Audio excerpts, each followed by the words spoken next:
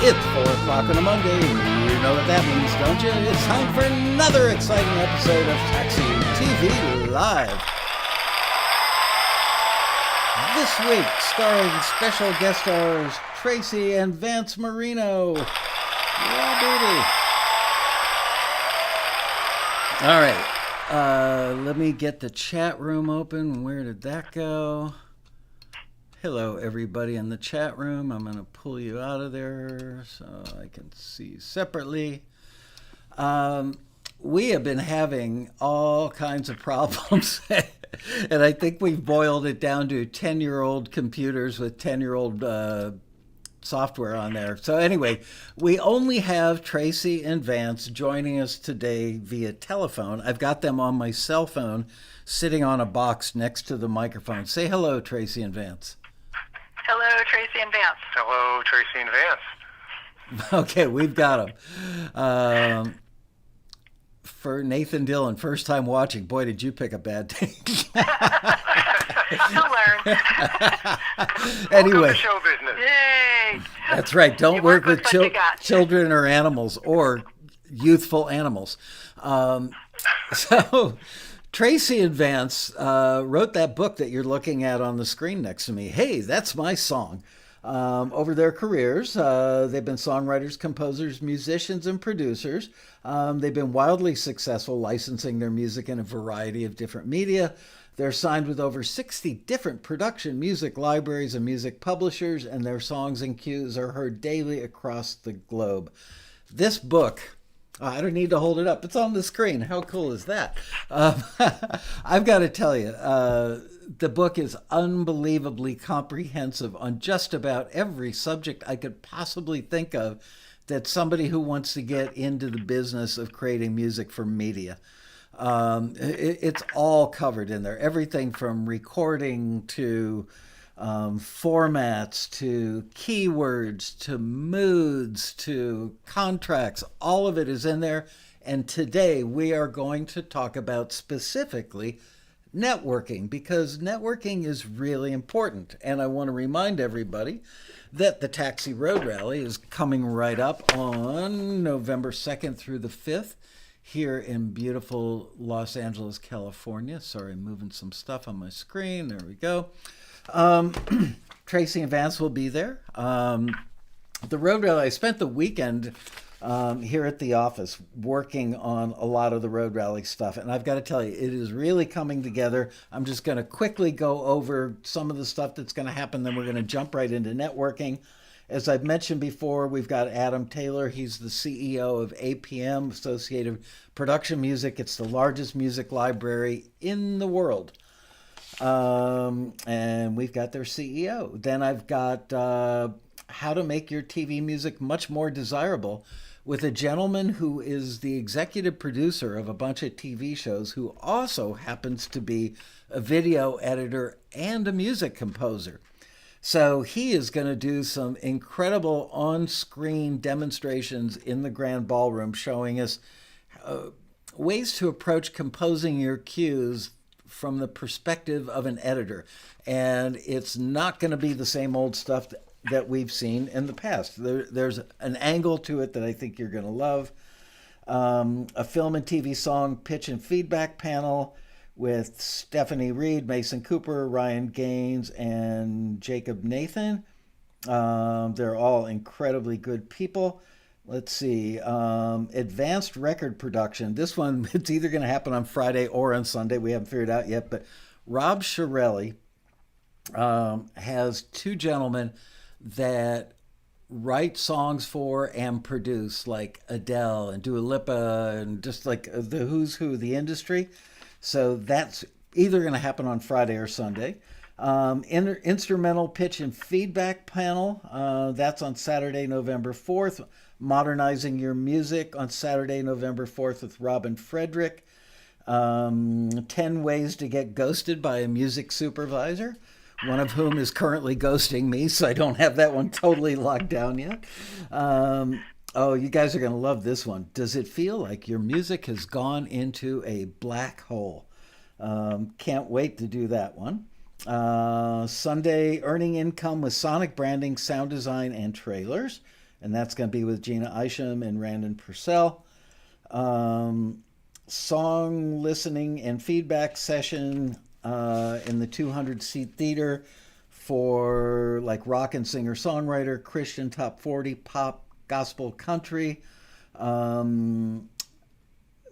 We do that because it's not sync related. That's like song listening for records and radio, as opposed to sync, different animals. Hear from your peers, which I haven't even confirmed my panelists, but I'm sure they'll do it.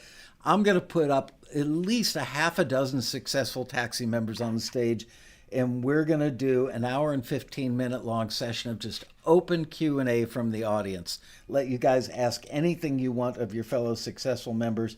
And then, of course, the happy ending pitch panel at the end. And there's still about 4 things that I'm adding to the Graham Ballroom over the next few days. Plus, we're going to have one-to-one mentoring.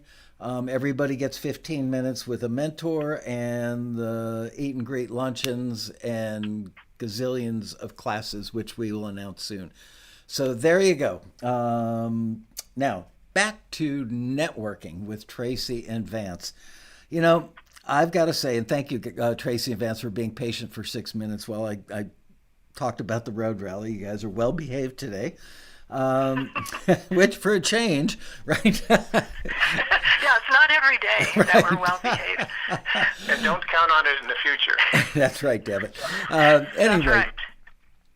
These guys, I've got to say, I've never seen, this is a true statement. I've been in the industry for just shy of under 50 years, if you can believe that. No. Yes, it's true. Literally, I'm like less than 6 months away from hitting my 50-year anniversary in the real music industry. I have never met anybody who understands networking and executes on networking as well as Tracey and Vance Marino. You go to any conference, literally, like if there's a conference in Antarctica, you're going to walk in and probably see the two of them hanging out with all the popular penguins. Yeah, it was chilly there too, I'll tell you. Anyway, they have turned it in. It's an art and a science, and they get all of that. And there's a section in their book that talks specifically about it. And I thought, what a great show this would be today to have them on to talk about networking with the Road Rally coming up November 2nd through the 5th, right here in Los Angeles. 2 free tickets for every member. I know, sounds too good to be true. Tracey and Vance, is it a line of BS, or is the Road Rally, like, would you get, if you still lived in Boston, Tracey, would you get on a plane to come out to the Road Rally? Oh, absolutely. I would have bought my ticket in January. Yeah. Wow. It is life-changing. Literally. It changed our lives. So we've been going since 2001 because we're ancient now, and we've only missed one. Wow. And it was because of Vance's birthday. It was all his fault. Well, you could have rescheduled. being born. Yeah, you could have rescheduled your birthday. Let's get our priorities straight. Well, and after his birthday party, Vance said, "I will never miss another taxi rally." That does it. Aw. True story. You know, we send out all these emails. I don't believe people believe all the glowing quotes we have from people in these emails, but they're all true quotes from real people. The Road Rally, virtually every person who's come for the last 26 years would tell you it was like the pivotal thing that took them to the next level. So yes, you can Well, watch. it's important for them to understand why it's important to go. And Why? Tell just them. from the educational standpoint, we've learned, well, because there are so many things that are happening there at the same time. We said, okay, this year we're going to focus on mixing. This year we're going to focus on understanding publishing more. This year we're going to focus on networking more, if you can believe that, because there are other presentations about that. Well, you know, I mean, Nancy Moran gave us some great advice years ago that we still follow. Oh my gosh, yeah, life-changing. And Dan Campbell, literally, we found out we were making a lot of mistakes while networking. We bought his book. At the time, it was called Networking Strategies for the New Music Business. It's a big orange book. That was life-changing also because it showed us things that we were doing wrong and things that we could do. For instance, if you see someone that's sitting alone, go up and strike up a conversation at the rally because they will really appreciate it. you just made a new friend, and it's that simple sometimes. Hey, how many times have you been to the rally? Oh, it's my first time. Hey, welcome. Have you tried the one-on-one mentor sessions? Have you tried, hanging out in the lobby and that kind of thing? And it can really color someone's opinion about their experience there. If you make friends, then you're going to go home happy. If you get information, you're going to go home hopefully productive. And those are the two most important things of going to the rally. A lot of people really do fear. They're introverts. The staff has been telling me that they've been getting a lot of introverts. We do outbound phone calls letting everybody know about the road rally. And people say, I'm really introverted. I'm afraid to come. And I understand that. In their mind's eye, they're imagining walking into this big lobby of a big hotel in Los Angeles, California. And it's like they think 2,000 people are going to turn around and look at them as they walk through the door and go, "Who are you?" or that that's what happens. No, or they're going to be totally ignored and feel like a wallflower sitting by him or herself all weekend.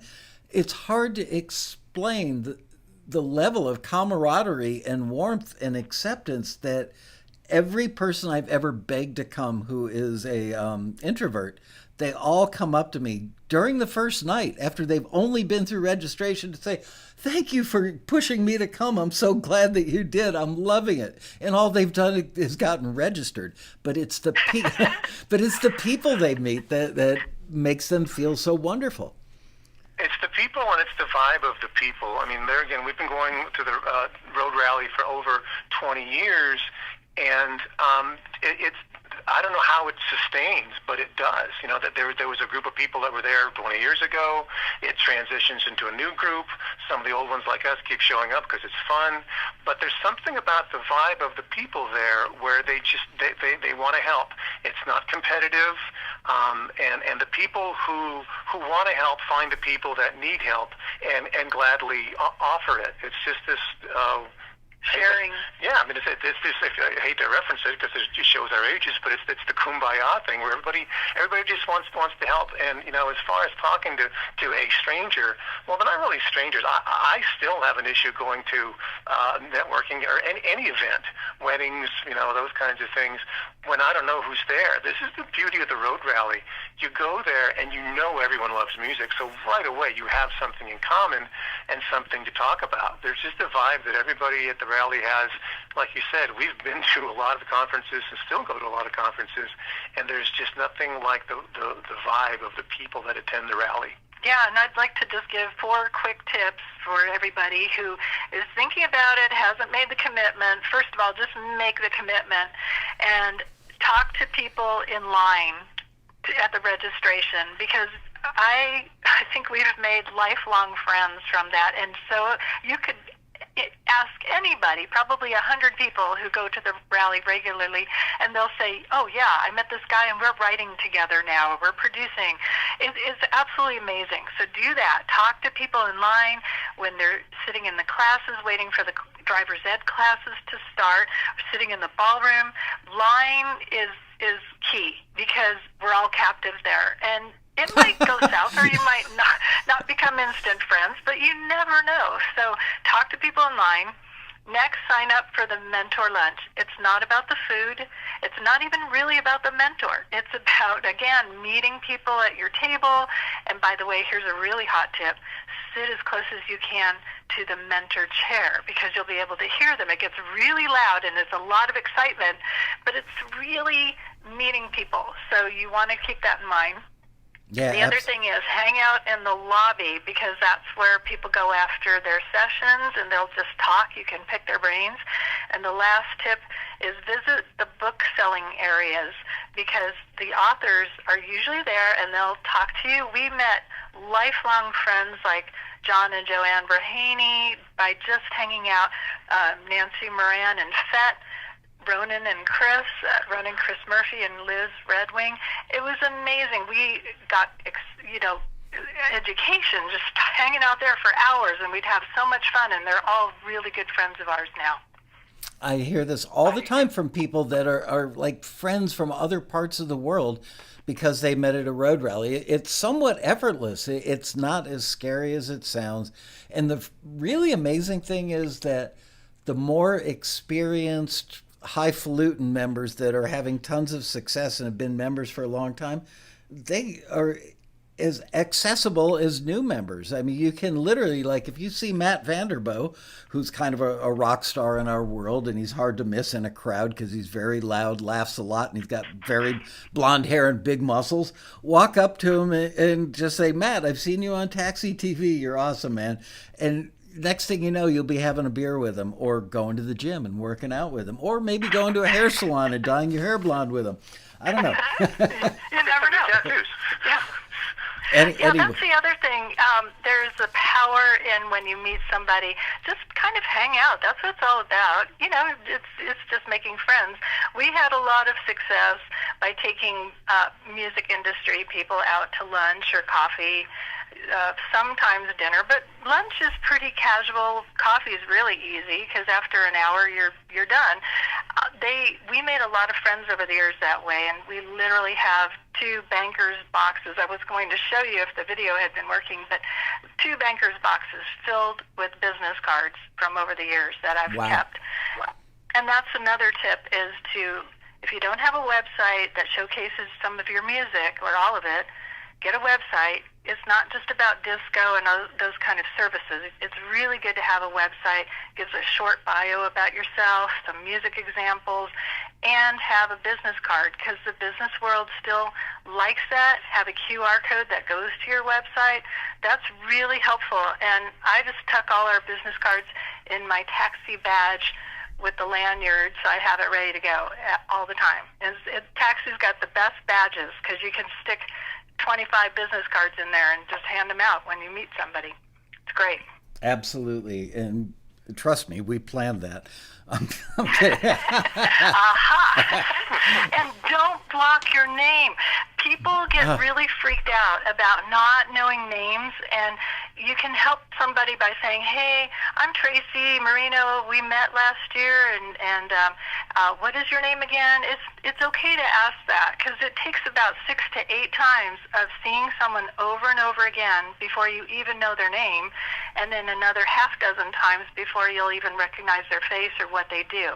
So don't be afraid of that. Always introduce yourself, and if you don't remember their name, don't feel bad about that. And the other cool thing about the taxi badges is they usually have they still have the city where the people come from. Right. That's actually a good way. That's always a great conversation starter, even if they're from the same town as you, or someplace you used to live or want to live. What's the music scene like there? Just, there are so many different things to start a conversation about, and the fact that the city that somebody's from is on the badge, that helps. And again, you have music in common with each other.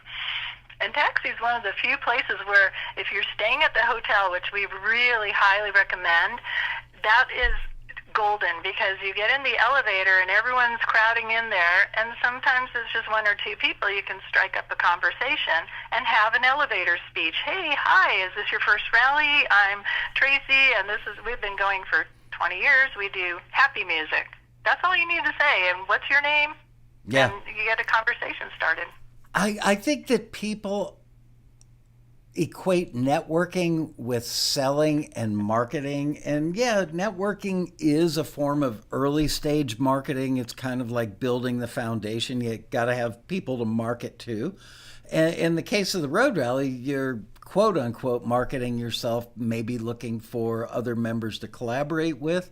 Maybe you'll get lucky and be standing next to somebody, in a line next to at the urinal in the men's room at the bar. Don't do it at the urinal. I always say that, because I literally get people that strike up conversations with me at the urinal. It's a little uncomfortable, but it's just so much easier to meet people. But don't start out with, hey, I'm from San Diego. My music is great, and I do 33 different genres. That's a turnoff. That's a really bad first date. And the way to make it a great first day to say, "Oh, hi, I saw you on that panel yesterday. You were really good on that. How did you get started in the industry?" Because we all love to talk about ourselves, especially me.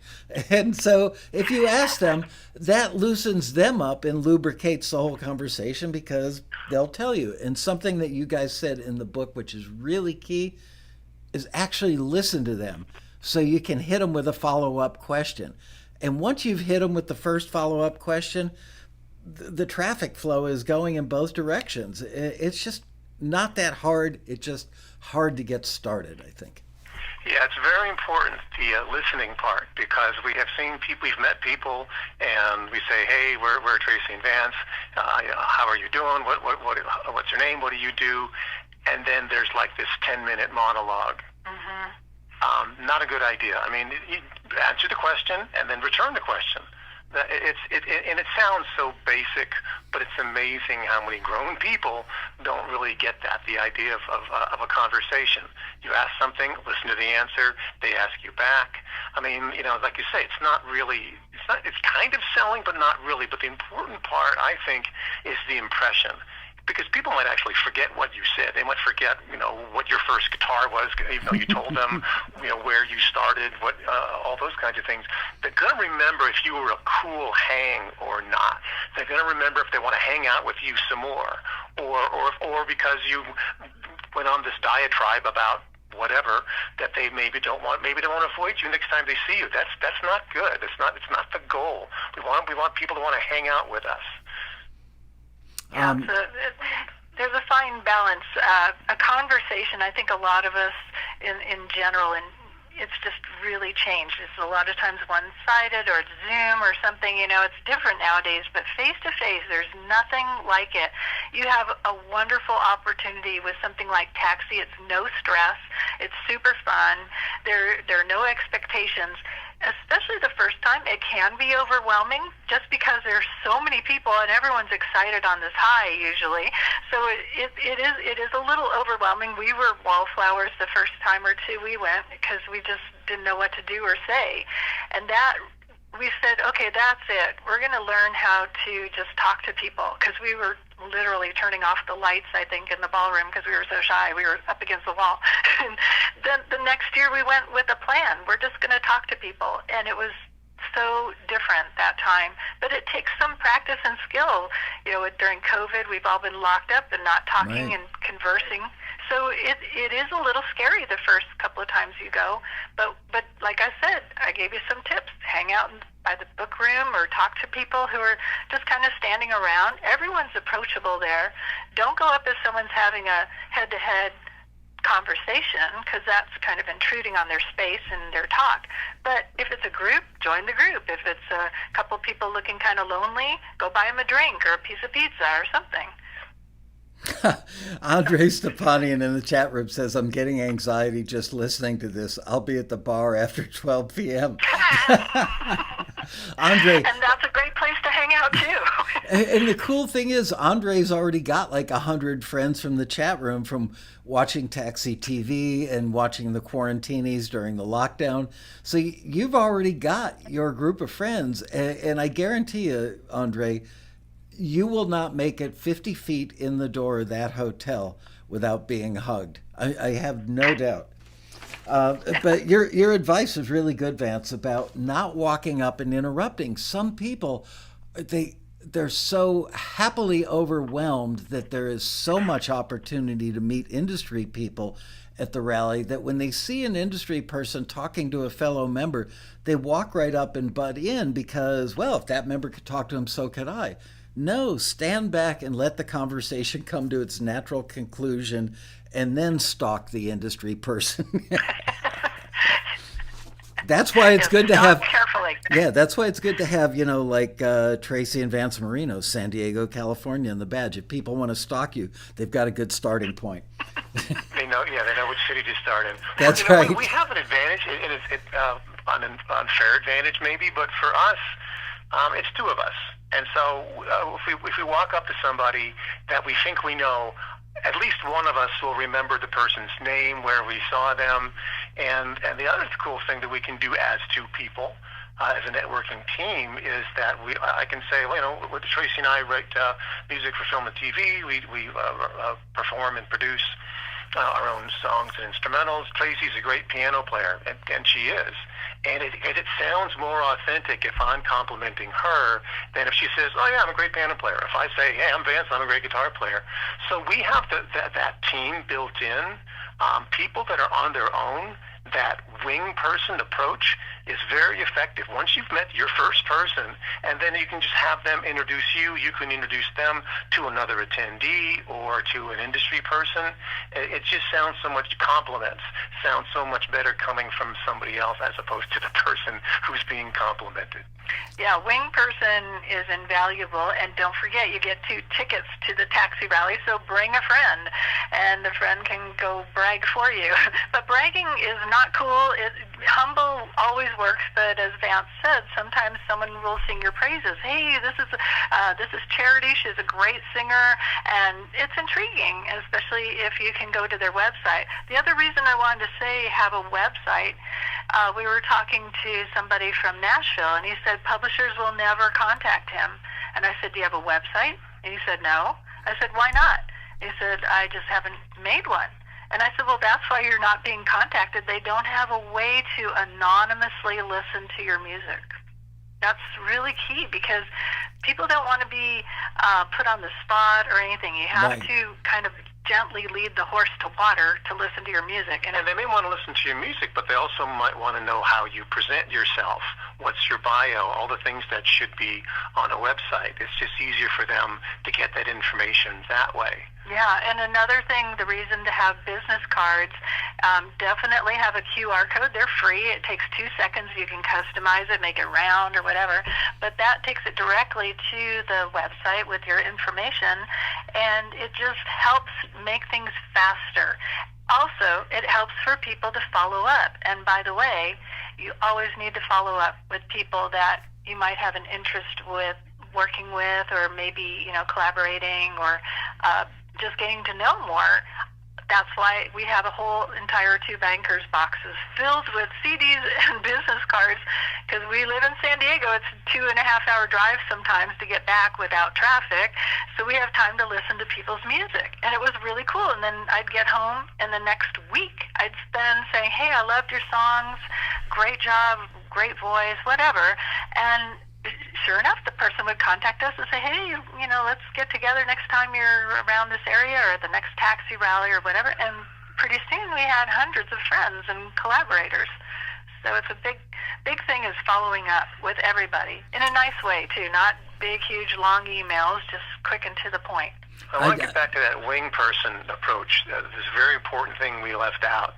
It must be authentic. If you're selling somebody as the best singer on the planet, they better be pretty darn good, because whoever it is you're bragging about them to is going to remember when they finally hear this person sing and go, yeah, they were okay. They weren't that great. Who told me that? Right. And then now you have a reputation of misrepresenting people. That's not a good reputation to have. I want to go back to QR codes for a moment. John Pearson asked in the chat, can we have QR codes on the badges next year? We were going to do it for this year, honestly, but one of the reasons that we hesitated and decided to solve the problem another way is that probably 40-50% of our members don't have a website yet. Right. And so if they have a QR code, where's it going to go? So my suggestion, JP, and thank you for asking that question, is print up business cards with QR codes and then cut the QR code off of one of them and slip it in with your badge so people can zap it. We're also looking at doing some other stuff with QR codes this year as well. So, one thing that's going to be a change at this year's Road Rally, and we will send you emails about it. You don't have to call the staff or email them about it yet, because we will let you know. But in the past, for the listening panels in the ballroom, we've had people drop CDs into boxes, and then we pull them out at random and we play them. Most people don't have a CD burner anymore, and most people in the industry don't have a CD player anymore. So, like for the one-to-one, already in the ballroom for the listening panels, you guys submit to listings. We put everything that was submitted on a disco playlist, and then we use a random number generator to say, okay, number 13. Then we go to number 13 on the playlist and play it. But for things like the one-to-one mentoring, when you sit down with your mentor, people used to bring CDs, and we had CD players. Now everybody's got their music on their phone. So bring your phone, but have the music queued up when you walk in the room. Nothing worse than wasting 5 minutes out of your 15 minutes looking for that file that you wanted to play. I don't want to get too far off track from what we're talking about today, but you guys said something that we've all heard and not enough people pay attention to. It's in your book, and you say, if you want to catch fish, go where the fish are. And I happen to be an avid saltwater fisherman, like my friend Andre in the chat. And it's true. I learned that when I got serious about fishing, there's a time of day that's best, inbound or outbound tide, certain places, certain water temperature, certain phases of the moon, temperature of the outside ambient air. All those things go into the art and science of catching more fish. Well, the same thing is true. So let's say that you live in my hometown of Ottawa, Illinois, 75 miles southwest of Chicago. How many music industry people live in Ottawa, Illinois? About none. I know some people that are there that pitch to the industry and make music and stuff. They're producers and engineers and composers, but they are not A&R people. They are not music supervisors. They are not production music library owners. So go where the fish are, and the fish are going to be at the Taxi Road Rally November 2nd through the 5th. But and I didn't plan that incredibly good, whatever you call transition right then, but what I was going for is networking doesn't always exist in the physical world. So right now, I see all these people in the chat room while we're talking, and they are networking with each other. Peter Rahill, John Pearson, Heidi Owen Smith, Marion Laird, Michael Johnson, Andre Stepanian, Ken Messford. These people have all known each other now for 3 years, largely because of the chat room and COVID when we did the quarantinis every day. So can you guys talk a bit about, networking on Facebook, getting into songwriter groups, getting into composer groups, kind of virtual networking that can precede and lay a foundation for physical networking? Well, I remember when things turned around for us at the Taxi Rally, is that we started paying attention to what was going on the forum. Because the Taxi forums, they're a great resource, great place to show up and, meet people. Mm-hmm. And it's interesting when you see somebody's name in a chat and you listen to what they have to say, what they wrote there, and we started to see names like Matt Hurd and Dave Walton and John Bizet, and it's like these people, boy, they sound like they know a lot of stuff. And so when we went to the next rally, after seeing some of and interacting with them on the forum, and then seeing them in person, it's like meeting a rock star. It's like, oh, you're the person, you're on the internet, we're not worthy. And true to form, those are great people, and on all the people that we've met first on the forum and then went on to meet in person.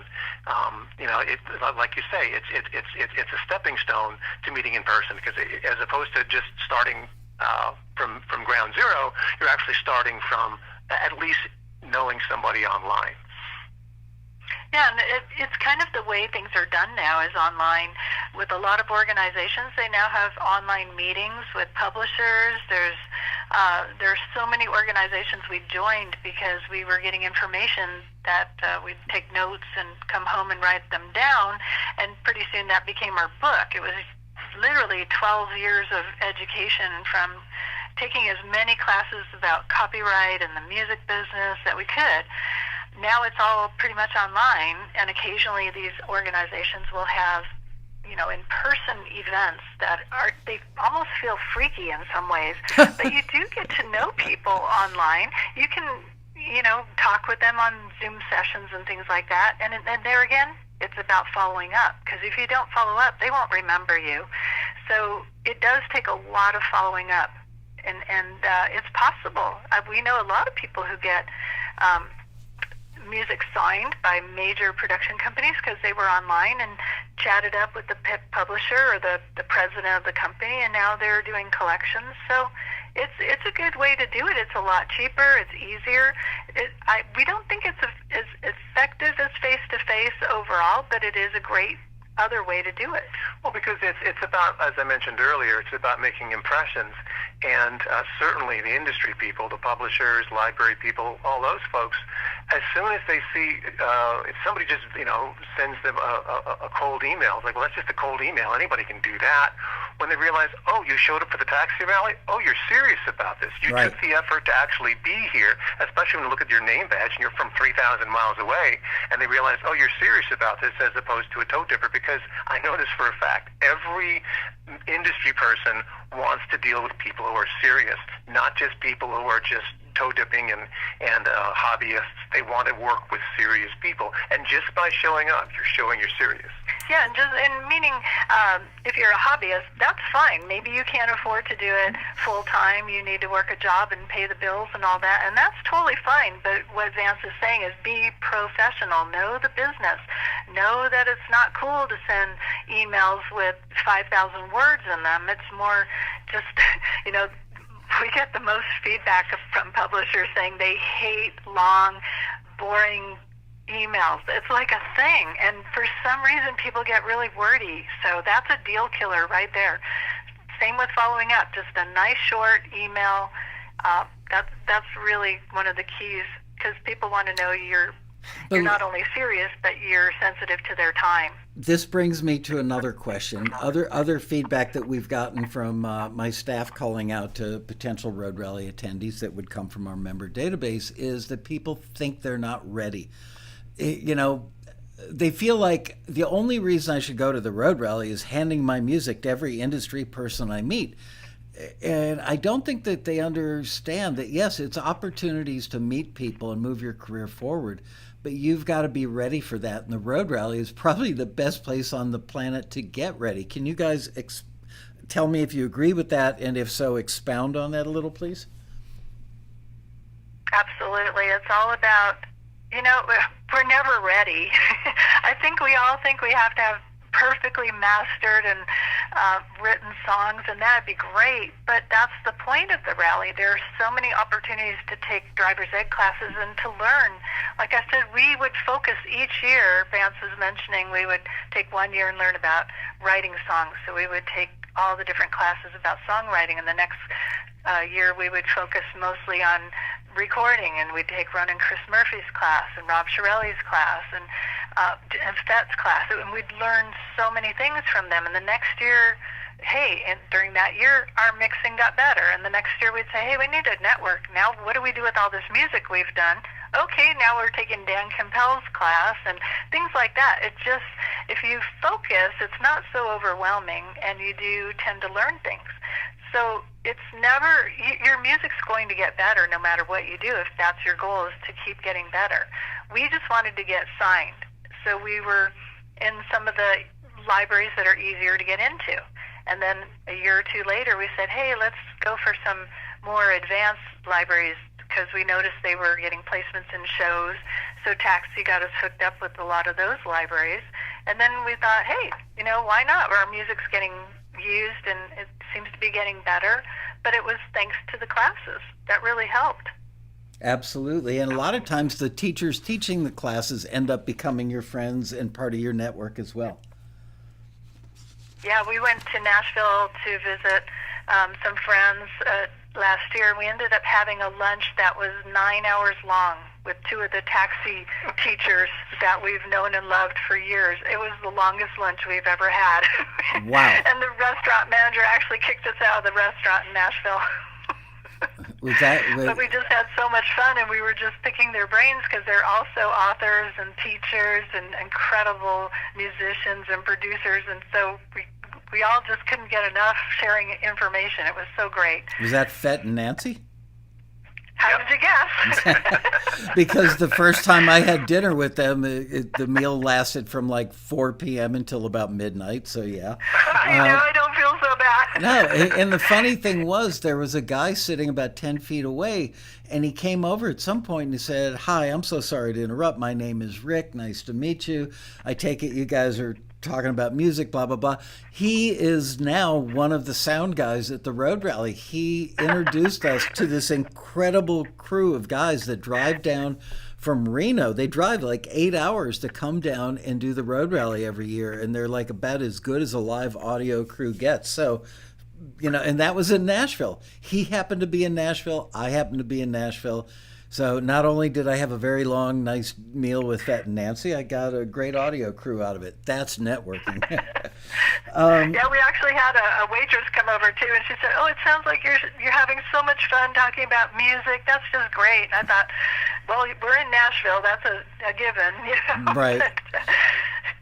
That's great. At one point in the book, in the chapter on networking, you talk about reading the room, and people get so narcissistic may be a poor choice of words, but they get so wrapped up in what their goal is. I've got to get my music to this person. Got to get if they only hear my music, they will absolutely love it and everything will change for me. And they don't read the room that we touched on a little bit ago about not interrupting an ongoing conversation. But do you have any tips for reading the room, whether the room is 5 people standing within 10 feet of you, or you're actually in a room somewhere, or maybe it's just one person? How can somebody learn that skill to be sensitive to whether or not they're resonating or connecting with other people, and when it's appropriate to jump in, all that stuff? It goes back to what we were talking about earlier, the importance of listening. For instance, sometimes there's the industry person and there's a line of people waiting to see that person. And you can sit there in line, you can wait, da-da-da-da-da, you can look at your phone. Or when when you're close enough to hear, listen to the questions that are being asked. Listen to what the industry person is saying. And sometimes you'll hear them say, "Oh yeah, we're looking for this kind of music." Or just some other helpful information. Maybe you'll be able to hear if somebody's saying, "Can I get in touch with you?" And they'll say, "Oh, here's my contact information." Or they may say, "No, I'm not comfortable giving that out." So then you're not in the position of making that same mistake. So just listen. Same thing goes with song feedback. Some people don't tend to listen or pay attention until their song is being played. Pay attention to what industry people are saying to other people and what they're saying about other people's songs. They reveal a lot. They're telling you what you need to know, and if you're not listening, you're not going to catch it. So that's a part of reading the room, I think. Yeah, and we actually give it a temperature, because a friend of ours calls it the temperature of the room. You have to feel the temperature of the room. We had never heard that before, and he's a kind of big-time Australian composer and producer.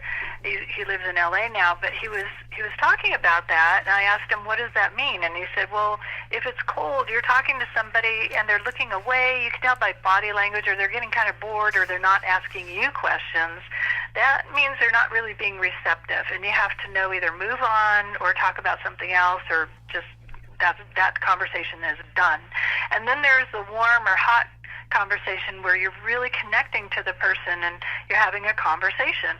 "Hey, what do you do?" "I do this." "Oh, wow, I could use a good producer. I do tracks, but I could use some mixing help," and things like that. That is a warm temperature, and they're looking at you, they're giving you eye contact, they're into you, they're listening. So that's really what it is. It's a skill that can be learned. It took us a while to get it. We're a little slow sometimes, but it's a very important skill, especially in LA and Hollywood. Everyone is so quick because they're on a time schedule, and so you have to know we're not connecting. Let's just put this off and maybe see them at another event or something. And people are very cautious. They have to be, because there are just so many legal and liability issues now, especially with AI scaring everybody. We don't want to go down that path, but it's just people are very, very attuned and sensitive to things happening around, and they want to be very careful with who they're dealing with. Are you professional? Are you talented? That's the given. And then do you have people skills? Are you going to answer your phone when they need you and answer an email right away? Are you going to show up? Are you going to flake out? They've seen it all, they've heard it all, they've done it all, and It's amazing how many people shoot themselves in the foot by not being professional.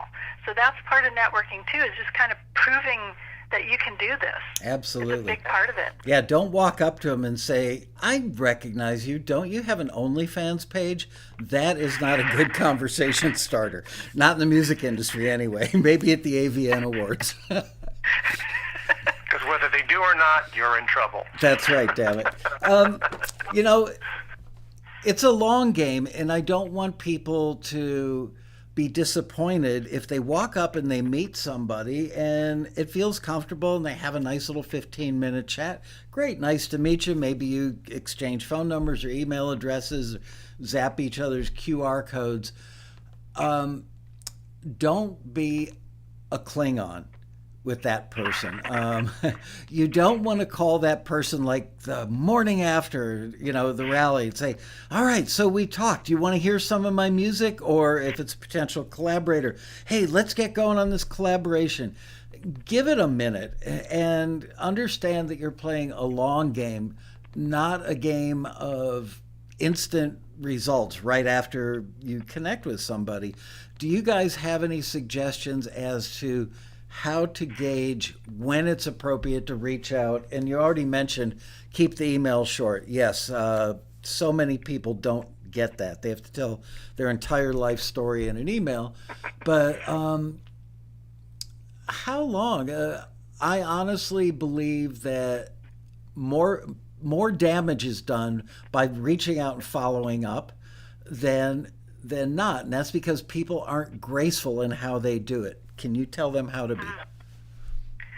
That's a great question.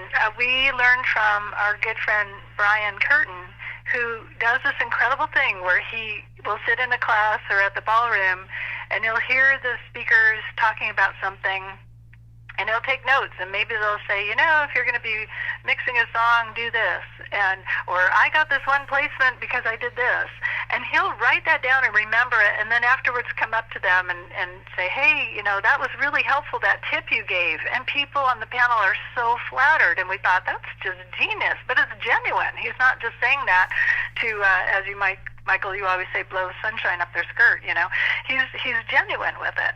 And I thought that was just a great way to do it. But following up is an art, and Brian taught us some things about it.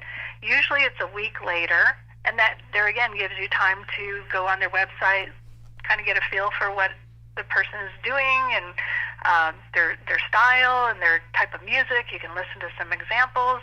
That's a big part of it. And then just not being too wordy, of course. We talked about that, like you said. And here's, maybe people won't believe this, but we have never asked anyone to listen to our music. We have never come to the rally with a box full of CDs. We've never done that. Nope. And we never will. And why? Because we're there to make friends. We're not there to have people listen to our music. And it sounds weird and counterintuitive, but it works for us. Well, and the listening idea comes up again because there are times when somebody's on a panel or you're waiting to speak with them and there's somebody else in front of you, and they will say, don't follow up. Because honestly, the answer to that question, when to follow up, varies. Because there are some people that will say, don't follow up, I'll be in touch with you. Or they'll say, get in touch with me in a week. This is a good one we learned from a friend of ours recently. He's a publisher. And he says that when he meets somebody new, a potential client or songwriter he might want to sign, he says, get in touch with me in 30 days. And if they get in touch with him in 30 days, then there's a conversation starts. Sadly, most people don't get in touch with him in 30 days. It's such a simple ask, and people won't do it. I mean, when somebody on a panel says something like, don't follow up with me, or follow up with me in a week, listen to them. They're not lying to you. They're telling you what to do. Do it, and you'll be surprised at the results you get. Yeah, we met a publisher. He's very successful with his partner. They've been doing it for 20 years, having a small, very boutique library. And we met him at a convention, and he said, okay, follow up with me in January. Okay, so we thought he was kind of brushing us off, but we followed up. And he said, you guys were one of the few people that have ever done that. It's true. Yeah. And he signed our music, and we've been with him for 13 years, I think now. Mm-hmm. But because we followed the directions. And the other thing I wanted to clarify was we didn't go to the rally never having a CD. We would bring CDs for the one-on-one listening sessions, but we wouldn't just go handing them out and throwing them at guests and panelists. That doesn't work. We've never done that. So there's kind of a respect thing when they find out you're not there to attack them and cling on, as you said. Mm-hmm. So it's just being cool. Yeah, that's a big part of it. Yeah, being cool, that is really an optimal phrase and a great way to say it. But I think a lot of us have lost our cool because of COVID. We've lost some social skills probably. But yeah, just don't be obnoxious. You're so right. There's a guy who's a very likable guy. You would recognize him. You may be friends with him for all I know. But after every panel in the grand ballroom, this gentleman comes right up to the lip of the stage and is always trying to meet the panelists. And it became a problem when we got back the photos from our photographer, and this guy was in almost every shot after every panel. And there I do know that person. Yeah, there were a lot of shots that we couldn't use. Most of the shots that we wanted to use, he was too close to the person and we couldn't, take him out of the shot. So he literally cost me a couple $1,000s in wasted photography. That's no exaggeration. Wow. Yeah, so don't be that guy, not just for fear of upsetting me or blowing the really good shots that our photographers get, but you're not being cool in front of your fellow members, and they see that. And it may be a turnoff for fellow members that might have been great collaborations with you. And in a minute, I want to talk to you about how collaborations can lead through, the fast track through the door at a publishing company or a music library. But by being that person who's just... Yeah, we actually have that in our book as meet and greet and then retreat. And our editor hated that. She said, what are you talking about there? And I said, well, for that very scenario that you just talked about, Michael, people are hogs sometimes. And we had a chance to meet Taylor Swift at this holiday party, and as soon as she came in the door, we got whisked away, and yet she was cool. She wanted to talk to people, and to this day, I'm a little bitter about that. But we're not going to hog the time or anything. We were just going to greet her, meet her, say thank you for coming, walk away. Because there are people, as it turned out, that came up and were bending her ear for 10, 20 minutes, and meanwhile there were 50 people that just wanted to say hi and meet her. But it's ruining someone else's chance to interact with that person. And we see it all the time, and it's downright rude. So we try not to be that person, and don't be that either, because Michael will get upset when you are in all the photos. And so I get that. If I showed you the photos, you would laugh your butts off. You would go, oh yeah, he's there every time. Going back to the Taylor Swift thing, I had a moment like that once with, I got into the industry because I saw the Beatles on the Ed Sullivan Show. It's always been a bucket list thing for me to meet a Beatle. Years ago, probably 15 years ago, Randy Bachman, who's been a very long time, I've known him since I was like 13 or 14 years old. He's been a Taxi member. I've been to his house, so I know him pretty well. I mean, we're not like besties, but I know him well enough, to call him on a cell phone. And he invited me to come down to see the Ringo Starr All-Star Band at the Hollywood Bowl, and Randy was the guitar player in the band for that tour. And Randy said, I'm giving you a backstage pass. Come back and I'll introduce you to Ringo. And I thought, finally, I'm going to meet my Beatle. And I'm back there, and Randy says, Michael, come over here. Ringo, come here. And he says, Ringo, I'd like you to meet an old friend of mine. His name is Michael Laskow. And Ringo and I both extended our hands. We were about 3 inches away from making contact. And Ringo's wife, Barbara Bach, came up, put her hand on his shoulder, and said, publicists need you right now. And he said, sorry, got to go. Gone. So I never got to meet my Beatle. Yeah. I tell you, it's so deflating, and it's really sad when you have someone you've always wanted to meet, and that happens. I feel your pain.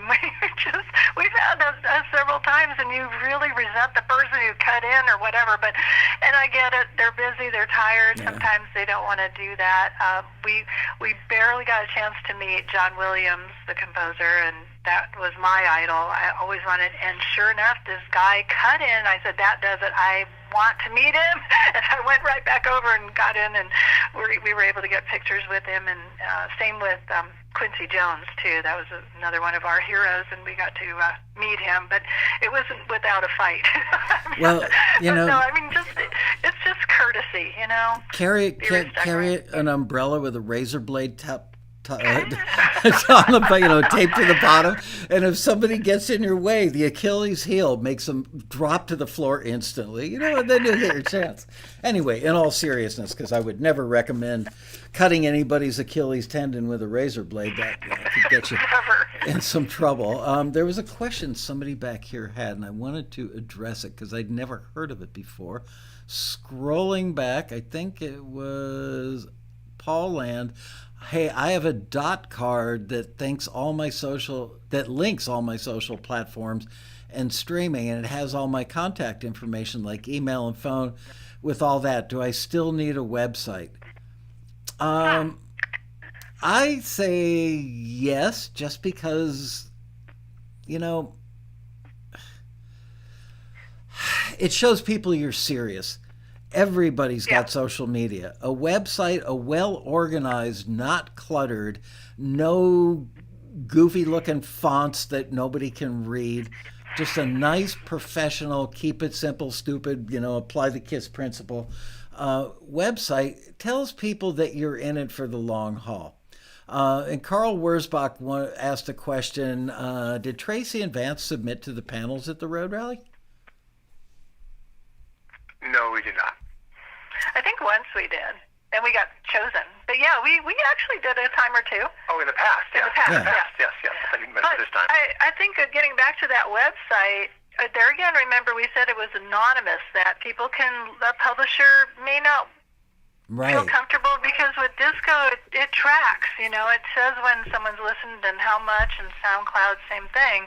And that can be kind of a little embarrassing. They're anonymous. They have a lot of stuff to do, so they want to go on their own time, is what I'm saying. Music supervisors, too. But also, we think that the website illustrates your brand. And, okay, I didn't want to talk about brand in the book, but we decided to do that because it is part of it, especially if you're an artist. We're not artists, per se.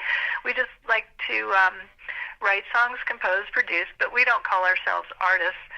So if you're an artist, we would highly recommend having a website to build your brand and make sure all the colors are going with what you would do, and the fonts and the outfits and the pictures and the music. It's all reflecting who you are and what you do and your voice. And people can check it out that way. And a website is universal. I mean, people can look at a website on their computer, on their phone, on their laptop. There are some of the things that I think were mentioned in that question might not be as accessible to everybody. You want to include as many people and be accessible to as many people as possible. You don't want to have somebody that wants to hear your music or wants to know more about you, and the link didn't work, or it was not compatible with their computer. Yeah, and don't put up a page, this really bothers Vance, but I'll say it for him, that says under construction or coming soon, because it'll say like upcoming concerts, and it has something from 2014, That doesn't work. That looks really bad. Just don't even have that page. So it's a good way to put out your brand and people to know what you're doing and what you're all about. Also, in your 10-second elevator pitch, say what you do. Just say, hi, I'm so-and-so, and I do really interesting dramedy, or, interesting is kind of one of those weird words, but like I do dramedy and tension music. And I've had some placements. If you had a placement, feel free to say that. And I do Dateline or 48 Hours. People are asking right now. For an industry person. Somebody asked in the chat, very relevant to this, which is, if I haven't been signed, can I tell them that? Absolutely. Don't walk up and go, "Hi, my name is Bob Jones and I've never been signed. I'm hoping you're my first." That's not cool. But if somebody says, "Are you in any other catalogs?" and you say, "Nope, not yet," be honest, because if you lie about it, they'll figure it out and you'll look really bad and you'll never get another chance to correct that problem. Also, going back to the social media stuff, nothing worse than when somebody says, "Check out my social media," and you go to their Instagram page and it's private. Oh, Oh, yeah. a lot of people make that mistake. So that's another reason to have a website. Websites aren't private. And you know what? Instagram, if you're going to have an Instagram page, have one for your career and one for your personal life, because you don't want people going to your Instagram page to see where have they played or what kind of guitar does she work with. Anything that might interest them about your music, and there's pictures of your spouse and your children and your family at Thanksgiving. Mixing the two can feel unprofessional, number one. And number two, maybe somebody is a stalker or something. I'd rather have them stalk only me, not my family. So, have it, if you're gonna have an Instagram page about your music, have it be just about your music. On the subject of social media, when it comes to meeting publishers, library people, music supervisors, there's the best advice I'm going to give you today. Follow them on social media. It is amazing how many of them will say, "Hey, I'm looking for this kind of music," or they don't all do that, but some of them do, and they'll say, "Submit it, DM me, whatever." But sometimes they'll just say, "Hey, I just went on a trip to Amsterdam," or you learn something about a recent placement that their company just got. There are just all types of ways to connect to them, and even if you say, "Hey, I've been to Amsterdam, I had a good time," and when you see them in person, it's just another thing to connect with. But following the people whose companies you want to work with, follow them individually if they have their own account. Most of the companies, most libraries and publishers have their own social media accounts, and those are actually good to follow.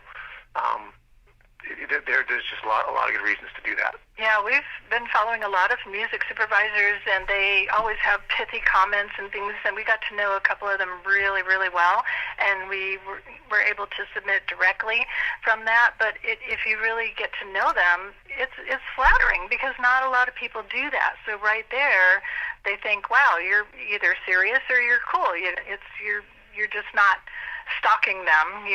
Or a music supervisor might say, here's the show I'm working on, the latest show I'm working on. Which sometimes that's hard to get. You would think IMDb, sometimes IMDb is a little bit behind, and it's always, you don't want to ask a music supervisor, "What show are you working on? What projects are you working on?" But they'll tell you, and that I think it's one of the reasons they get frustrated. It's like, why should I tell you if you were following me on social media, like Tracey and Vance said to do, you wouldn't have to ask me that. Well, yeah, and go ahead, Michael. Also, it's not just a matter of working on the show. Spend the time doing the homework. Where's the show take place? For instance, I just watched a series, first series I ever saw that got 0 stars on Rotten Tomatoes, but I watched it anyway. It was pretty darn good. It's called Florida Man. It was on Netflix, and it takes place in Florida. Almost all of it, a little bit in Philadelphia. But, so if you know that music supervisor is working on that show, and lo and behold, almost every episode has a scene or two where they're at one of those outdoor restaurants near the water. What kind of music is typically playing at those things? It's either Jimmy Buffett type music, God rest his soul, or maybe some reggae or something tropical and beachy and islandy. So if you then reach out to the supervisor rather than saying, "Hey, what are you working on right now?" which tells them you're lazy and don't know anything. But if you say, "Hey, I noticed that you've been working on, you're in post-production on a new show called Florida Man, and I saw in the trailer there was a scene at an outdoor restaurant. Do you need a bunch of, let's say, reggae for restaurant scenes? Because I'm really good at doing reggae." They're liable to say, "Awesome, send it over," because it's what they need now. Yeah, and that's really a good point about doing the research. Music supervisors love authenticity. Well, what is that?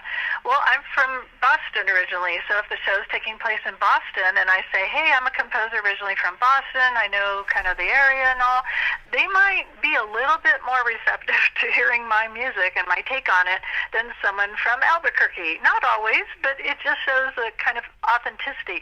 So if you're from Florida and you're watching the show and you like that style and you can do that style, do it well, they might be more receptive to hearing that. So we really spend a lot of time researching. That's another big point we wanted to make about networking. Vance is incredible. He will actually go in on social media and see what some of the publishers are working on. He'll notice they got an award. He just saw that a longtime panelist, Cassie Lord, who is always at the Taxi Rally, she since has moved to Texas and is not in the music business any longer. She started another company, so she's getting honored at an upcoming convention, and we're just so happy for her. That's a real honor to do that. We're excited to see her again. So it's about keeping up with those kind of things if that's what you want to do. It really helps. Most musicians, I don't mean this to sound mean at all, please forgive me if it does, creative people, let me broaden the scope. Creative people in general, whether they're graphic artists or visual artists or music artists, are so in love with their own music, and I completely understand that. If they don't love it, nobody will. But they think that the music just changes everything, that all these rules, all these things we're talking about don't matter because they're just going to hear my music and they're going to fall so madly in love with it, they won't care if I act unprofessionally. They won't care if I don't have a website. They won't care if I have no idea that show they're doing in Florida doesn't use heavy metal music. Oh, they think that just everything is irrelevant except my music because they're going to fall in love with it. Am I right or wrong about that? I would really appreciate your perspective. Well, it's interesting to observe that when you watch a TV show and you hear a song, and you might ask yourself, how did that song get there? It's not that good a song. It's not always about the best song. The best song is not what necessarily gets the placement. What gets the placement is the song that fits best, first of all, and then the person who's responsible for representing that song got it to the person that they needed to. That's it. That's what gets placed. It's not the best song. It's not the flashiest guitar solo. It's not the most clever lyrics. It's not even the best mix in the world. It's the one that fits. Mm-hmm. Sometimes they want it more raw or more polished. Sometimes it's just the music supervisor is very comfortable with a vetted company or production music library. That's what they have to go with. So it's not a personal thing. Don't take it personally.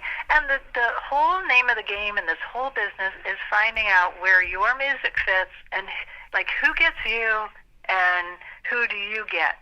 So there are some companies I would never submit a piece of music to Extreme Music. I love the guy who runs it. We are good friends with him, but our music is just not fitting. And if you go on that catalog and you look down the list, you'll understand why. We write happy music. It doesn't fit that catalog. There are boutique libraries. There are boutique sync licensing companies. Our music would never in a million years fit with what they're doing. They want edgy, dark, really branded bands and artists that have really interesting things to say. That's so instead of trying to convince them that our music that doesn't fit, instead of trying to convince them that our music does fit, please, please, please, it's great music. My mom said it was great. We instead decided to focus on the libraries and publishers where our music does fit, where the kinds of placements they get are with our kinds of music. Oh my goodness! It takes a long time. But that requires more research. And musicians, people, not just musicians, people in general will take the path of least resistance and do the least amount of work. So what you're saying is if you do the research and play your cards like you've done the research, then you can increase the probability of success and make the timeline go faster.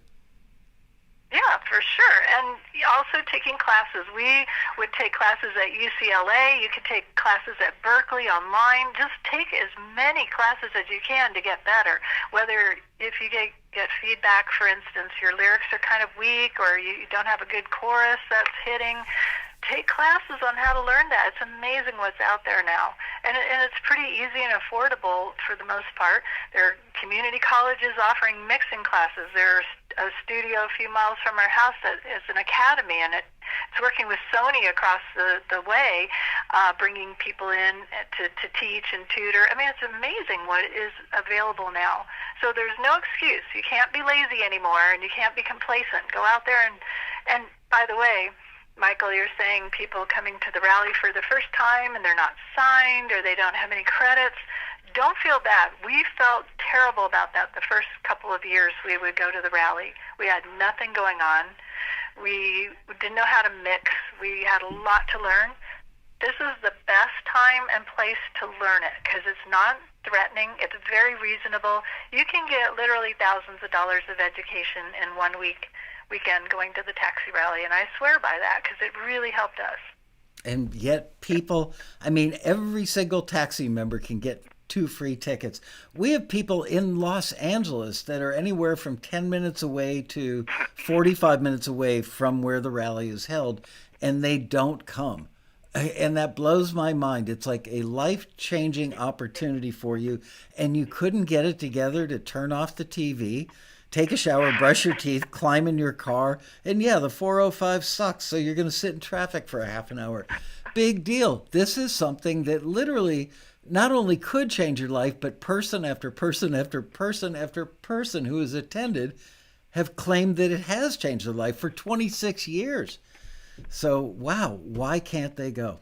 Blows my mind. Yeah, it is incredible. We've gone to just about every music convention out there just to try them out and compare and the cost and all that. And don't forget, we pay double because there are 2 of us. So if we have to pay $500 for a Guild of Music Supervisor conference, or $400 or something, it adds up just for the ticket. So, and then the hotels are not cheap. But fortunately, 1 hotel room. Yeah, that's a good point. But it's really, Tracey, you don't make them get it. Are. Hold on a minute, Tracey, you don't make them get a separate room. Well, there are times, It depends on if I was behaving that week or not. But we have friends that double up on rooms. They've gotten to know each other, and then they figure, hey, you seem like a decent person. You're not going to hog the shower for an hour. So, hey, would you want to split a room next year? Yeah, great. We know a lot of people that have been doing that at the taxi rally. So that, make a friend. You'll get it even cheaper. I wanted to mention another aspect of research, and that's pictures. Because it's great when events have badges, so you know people's names, name tags. But sometimes they're not wearing their name tags, especially if they don't want to be recognized. And if you know somebody, a panelist, is scheduled to be at an event, and some events, I don't think the taxi rally, but some events actually will put the person's picture up. This is so-and-so.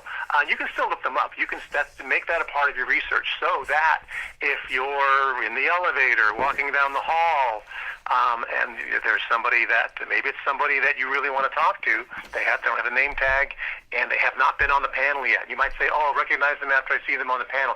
They all know that they can be anonymous before the panel. They know once they've been up there in front of 1,000 people, they're not anonymous anymore. But that's when you want to actually approach them. That's worked very well for me because I've known what people look like, and I know who they are. I've done the research. I know what they're working on. I know the kind of music that we can provide for them.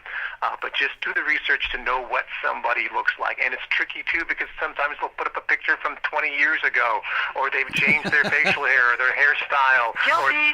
Yeah.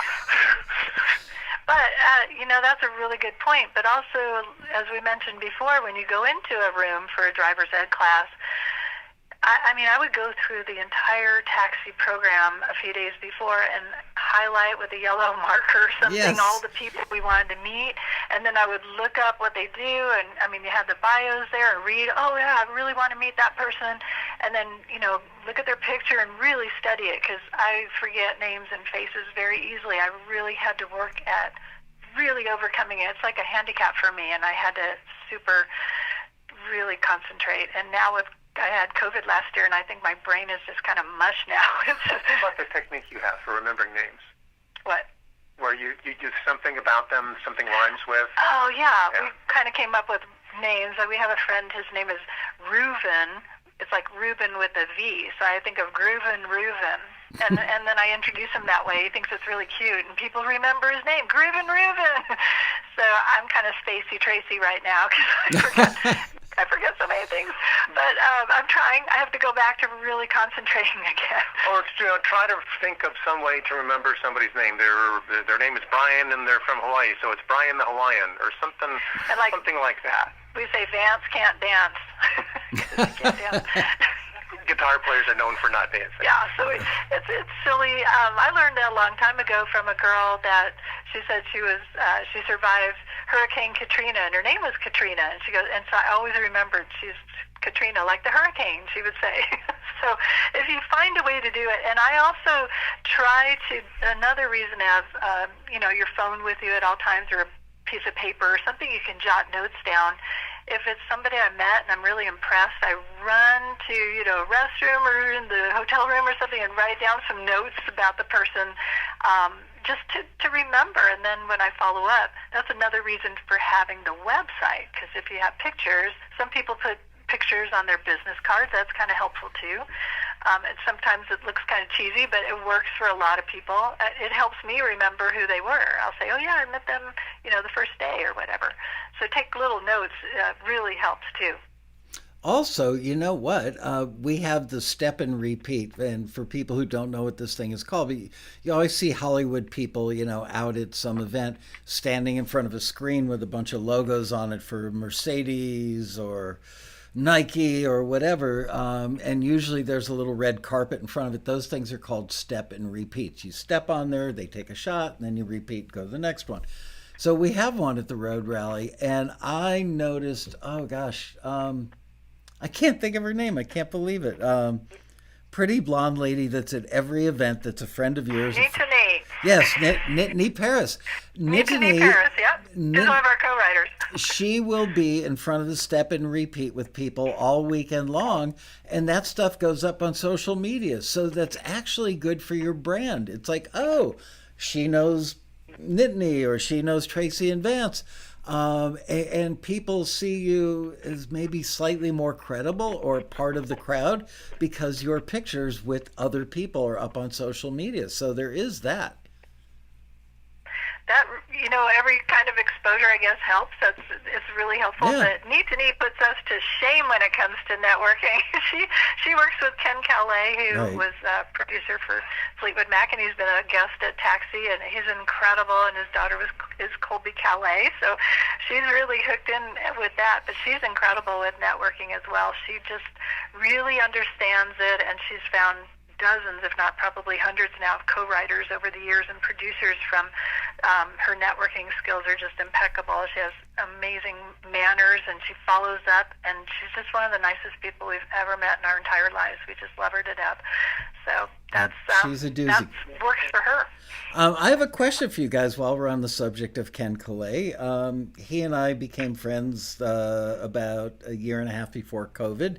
I've had him at the Road Rally where we dissected Fleetwood Mac rumors and a little bit of Tusk. I've always wanted to get him back again to the Road Rally, but this year I came very close to getting Bob Clearmountain. I was going to have him dissect. Yeah, I was going to have Clearmountain dissect a Rolling Stone song, and I found out about an hour before we started the show today. Now he's got to go to New York, so he can't do it.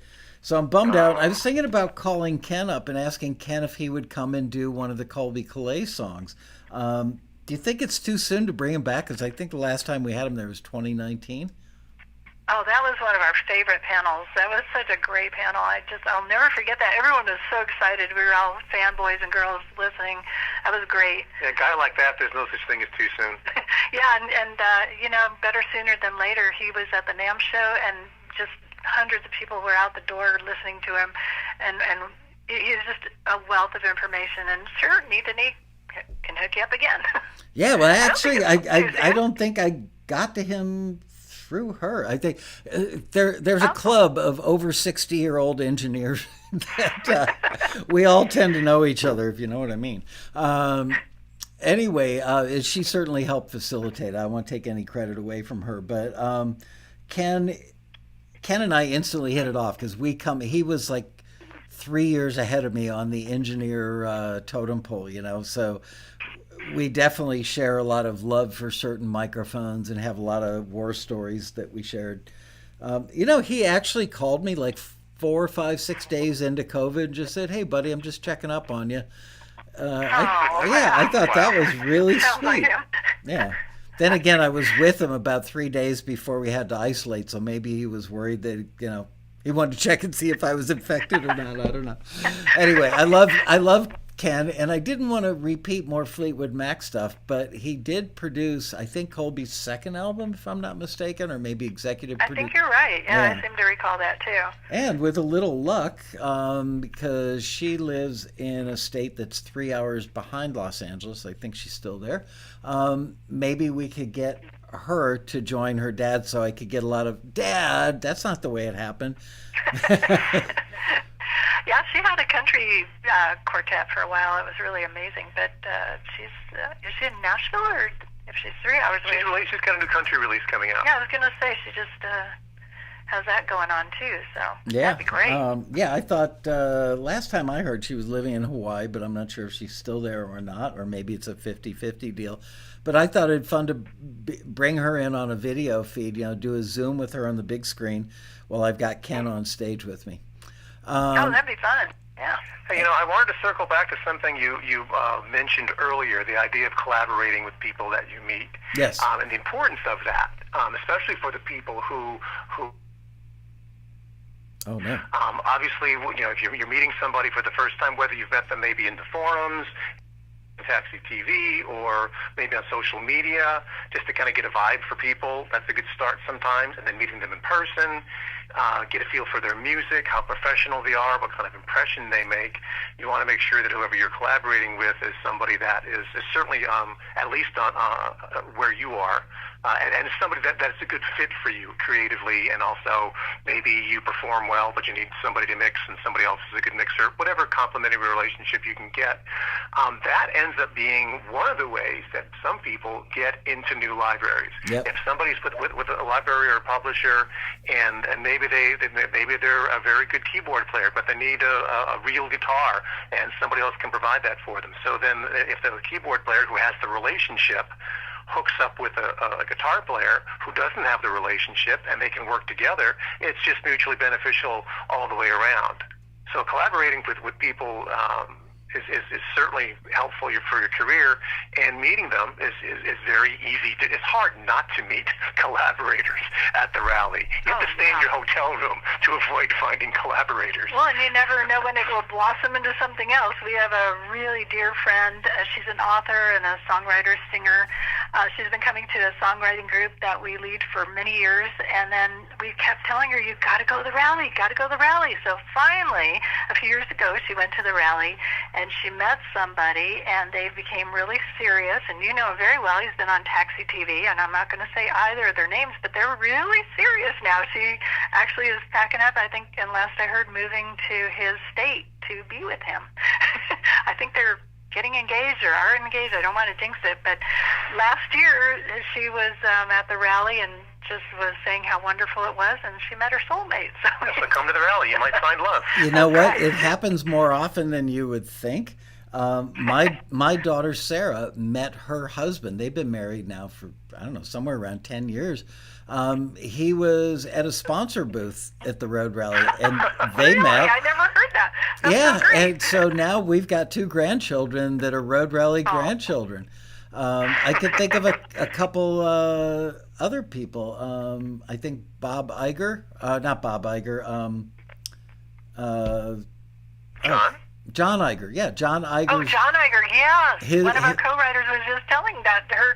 She introduced his daughter, was it? To His daughter, Wow. she's kind of looks like Uma Thurman a little bit. And I remember seeing her at that rally, and she met a guy, and they're married and they have kids. So, yeah, that's the magic of the Road Rally. All right, I want to give away a copy of your book, which, by the way, if you guys want me to give more away, send me a few more copies, please, because I'm giving away my last one today. Oh, wow. Yeah, we're all out. And whoever wins it can bring it to our book table at the rally, and we'll sign it for you. Did we sign the one you have? Yes, the one I'm giving away is already signed, and the one I'm not giving away is my copy that's got Post-it notes and dog-eared pages. And oh, look, it says, to Michael, the smartest, best-looking, most incredible person we've ever met. Love, Tracey and Vance. See, right there. No, you guys did sign mine. Thank you for that. So we're going to give away a copy of this. And I guess I don't need to hold it up. I'm sitting next to an image that's as large as me. It's already up there. Yeah. And it makes a terrific doorstop. So if nothing else, you can always use it for that. Paperweight. It's a nice big paperweight. Yeah. Honestly, guys, I can't tell you how many people have given me books and I'm a pretty voracious reader. Well, I try to read for an hour every morning and have been doing that my entire business life. And if somebody gives me a book and I don't get past page 25, I just won't pick up the phone and call them or say, wow, great book. I'm not going to lie about it, but I just leave it alone. I have now read your book cover to cover, literally read it cover to cover, and gone through and researched looking for TAXITV topics or input on something else I was working on. The book is really, really, really well researched, incredibly comprehensive. It's very easy to read, and you don't need, not unlike Robin Frederick's books, you don't need to read page 1 and read it all the way to the end. You can think of any topic. If you have a mixed question, it's in there. If you have a question about networking, it's in there. If you have a question about contracts, it's in there. If you have a question about levels or luffs, it's in there. So yeah, I highly recommend and endorse this book. And you guys, I think, know me well enough now to know that I don't blow smoke, and I'm not going to endorse anything that I wouldn't be proud to put my name on. So buy this book. So here's what we're going to do, like that little sound effect. We are going to, you guys are going to type in +1, and don't type it in 10 times trying to tilt the scales, please. And Liz, who's sitting in an office probably 50 feet away from me, is going to shut her eyes, run her fingers up and down the chat room, and go bink, and she's going to land on somebody, and that person is going to send Liz an email and get a book out of this deal, and you will love the book. So here we go. Boom. Type those +1s. Yeah, we love Liz. She helped me renew my membership a couple weeks ago. She's very helpful. Yeah, she is. She's great. So pick a good one, Liz.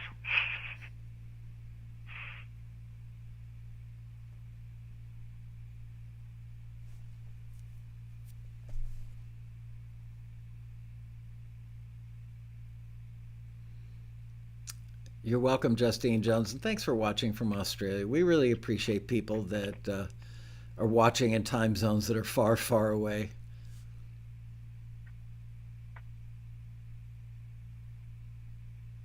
Oh, cool. Alan Hall just got the book last week. Cool. Oh, thank you so much. Yeah, it took 2 years to make and write, and it was a lot of work. We had gotten the book deal before the pandemic and thought, how are we going to have time to do this book? Because we wanted to make it comprehensive. The publisher suggested it was necessary. There wasn't anything like it on the market. And then COVID hit. So we were able to concentrate on it for 2 years. It was a lot of work, a lot of note reading and typing. Well, it shows. Marion Laird just reminded me, I forgot to say U.S., Canada only, because we have found in the past we made the mistake giving a book away. We had to send it to somebody like the U.K. or Italy or Germany, somewhere in Europe. And it was like 3 times the price of the book to send it over there. So we thought, oh, well, we'll just order one on Amazon and send it to them. But you can't do that with a lot of countries. So hopefully Liz will land on somebody in the U.S. or Canada. If she doesn't, then I don't know. I think we can send you a gift card for the amount or something like that. Will Derryberry. Will Derryberry won. Awesome. I met Will at last year's Road Rally. Will Derryberry, see, he's a great reason to come to the Road Rally. Extremely nice, very outgoing in a good, not scary way. Very talented and has done really, really well using Taxi. And like, he's that kind of member that you want to be in line next to or buy him a beer. You will learn as much having a beer with Will Derryberry as you will watching one of these shows. He's figured it out. He's doing great, and really, really happy you got the book, Will. And I saw you're coming to the road rally, and I was actually looking at the hotel room list. It looks like you're bringing the whole family. So that's cool. Yeah, and obviously anybody that brings their family, because a lot of people bring their spouse or their spouse and their kids, and they go to Disneyland after the road rally. Disneyland is probably about 35 minutes from where the road rally is. So there's that. Anyway, thank you so much, you guys, for doing the show with me. I'm sorry we couldn't get the video tech working today, but you sound really good on the phone. Oh, great. Will's going to Disneyland with the family. All right, cool. Yeah, some people do that where they know their spouse and their kids could care less about the rally, and they send the family off to Disneyland, and then they join them on the last day or something. That sounds like a lot of fun. It's the perfect weather, too, to see it. Yeah, that's right. It's not 110 degrees out. Well, congratulations again on writing an excellent book, and thank you so much for taking the time to do the show with me today. You guys, I really appreciate it. Thank you guys for all watching, and next week I'm going to have Tony Van Veen, the CEO of Disc Makers on. They've like tripled their sales in people pressing vinyl. Wow. Yeah, big. I mean, we all knew that vinyl's coming back again. I had no idea it was coming back like that. But Tony is a drummer, but that's okay. We went to Nashville in March, and we were hanging out at a club called The Vinyl to hear a singer-songwriter round, and they were pressing vinyl. They were literally pressing vinyl at the Vinyl. It was a very cool place. Very cool. And making a killing at it, too. So it's a big thing. Tony has this great list of, like, dumb, dopey things that musicians shouldn't do. And so hopefully I can get him to talk about that next week and not do an entire 90 minutes on pressing vinyl. But I am really curious to see why people are pressing so much vinyl and why people are buying it. Because I don't have a lot of friends that have turntables. Maybe they're buying it for, collecting it or something. I don't know. Anyway. They like the artwork on the cover. They want artwork they can read. Right, exactly, without a magnifying glass. Well, thank you once again, Tracey and Vance Marino. You guys are awesome, and I will see you guys. Thanks, Michael. It was a pleasure, and great group of people. We hope to see all of you in the chat at the rally this year. Absolutely. And I will see you guys next week with Tony Van Veen, CEO of Disc Makers. Until then, I bid you a fond farewell.